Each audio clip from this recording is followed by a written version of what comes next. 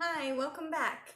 Today I have a quick beginner tutorial for you on how to make an unsponge. So it's a homemade reusable sponge that you can put in the dishwasher or your washing machine to wash.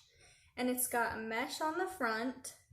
And then mine has flannel on both sides, but if you have an old towel, you can actually do like a terry cloth or towel on the back.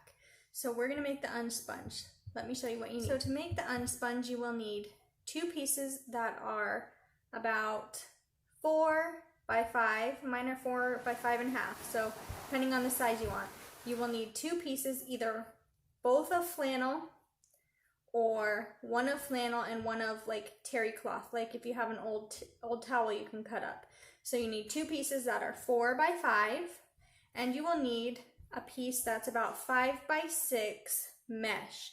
Now this is fabric mesh from Joann's.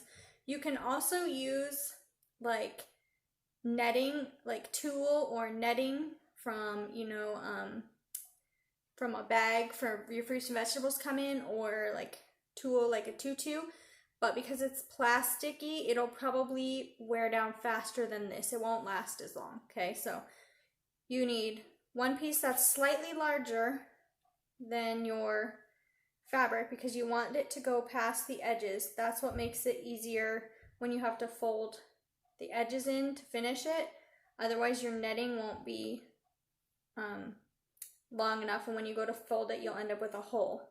So, and then you also need some stuffing. Now you can use just scraps of fabric to stuff in there, but I'm using just regular polyfill stuffing that you would use for like a stuffed animal or something like that from Joann's. So again, you can use scraps of fabric if you want also to stuff. So now we're gonna go over and we're gonna sew this. Let's get started.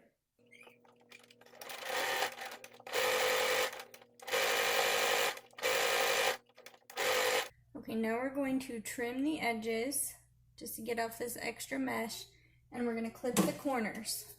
So you're just going to clip, don't be careful not to go on your stitching, but you're just gonna clip right off the corner, and then you're gonna trim around. Now, where you have the 1-inch opening, leave that mesh hanging out. That's why we made the mesh longer.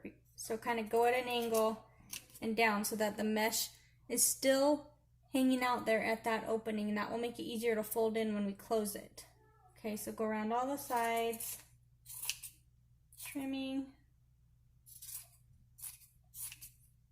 and clip each corner. Okay, now you should have something that looks like this. Then we're gonna flip it inside out. So you're gonna take your fingers, stick them in, and push or pull the fabric inside out. So now we're gonna bring the right side will be now facing out, and you can take a pencil or a pen or something sharp to poke out the corners. I have this little tool. It's called that purple thing, and it's good for poking, but you can just use a pen. Just be careful not to poke too hard that you go make a hole through it. Okay, so poke out each corner real carefully. Oops. See, you can poke out if you're not careful. So poke out each corner so it's nice and square. Okay, then you're going to fold this little part in like that, and then that's kind of how it will look. Now I've got a thread sticking out, but okay, so now we've got it right side out. One side's a flannel, one side's a flannel with mesh on top.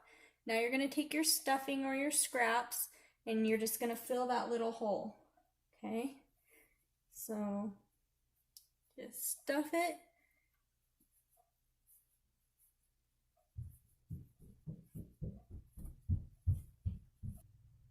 Okay, so now it's about as full as I want it to be. You want it to have some room to smush and get wet, so it's not totally flat, but you don't want it like so thick and flat that it's hard and won't squish down. All right, so once it's stuffed, you just you're going to fold these edges in, and we're going to top stitch along the edges. So we're going to go about a 1/4 inch around the whole thing top stitching. Okay, making sure that this is nice and folded in. Now, you might need a clip to hold it in place to keep that closed. You can always use a clip or a pin if you'd like. Okay, and you kind of want to push the stuffing off to the side so you have a flatter surface to work on. Remember to back stitch.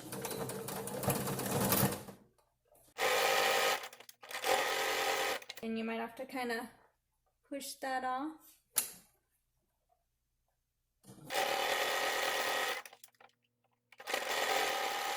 Back stitch to stop. And there you have it. An unsponge. And then you can trim, like I have a little fuzz and a little thread sticking out. You can trim those carefully, not cutting your mesh. Trim any threads. And there's your unsponge. Alright, so there you have it. Your very own homemade sponge that you can wash and reuse over and over again. And it was super simple. So have fun, make a few, keep a couple on rotation, and go make some sponges and wash some dishes. Enjoy. See you guys next time. Bye.